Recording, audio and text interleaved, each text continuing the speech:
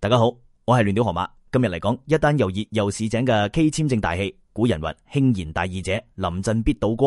你有冇留意？平時嗰班夾頭戰士喊口號喊到震天，今日一聽到 K 簽證，個個面都白晒，似俾人話要搶佢哋最靚嘅叉燒包咁慌。佢哋啲口號係咁：祖國萬歲！外國人滾翻去。下一句就係：喂，印度人會嚟搶我飯碗。你想象下阿昌喺街口，平時喊到最響，今日聽到 K 簽證，立刻由夾頭戰士變保飯碗聯盟主席。呢種轉變好似睇港劇第一集係正氣凜然，第10集就為咗一碗麵翻面唔認人。講真，先講清楚 ，K 簽證唔係叫人嚟做你樓下嘅外賣仔，唔係請人嚟幫你搬單，佢係請嗰啲整芯片、寫 code、搞科研嘅人嚟。佢哋每日抱住實驗儀器，唔係抱住膠箱去送奶茶。博士唔會放低論文嚟做保安，唔會因為你喊口號就掉低顧問合同嚟送外賣。但係點解嗰班人會咁驚？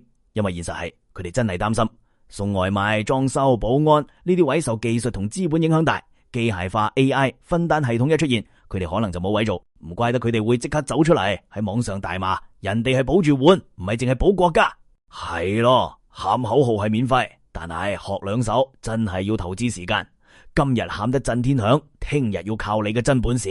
好啦，我教你3招市井版。一，唔好淨係睇標題，睇清楚條款，唔好俾標題黨整到人心惶惶。2，學幾樣實用嘢，好似簡單電腦、手機 app 同 AI 分單基本操作，唔使做博士，但要識用工具。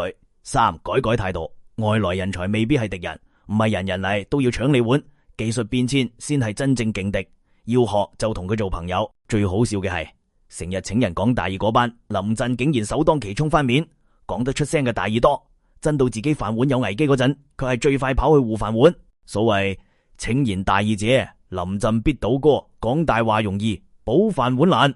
今日講到呢度，唔好再淨係靠喊口號保安全，學兩手真本事先係王道。你係咪怕俾人搶？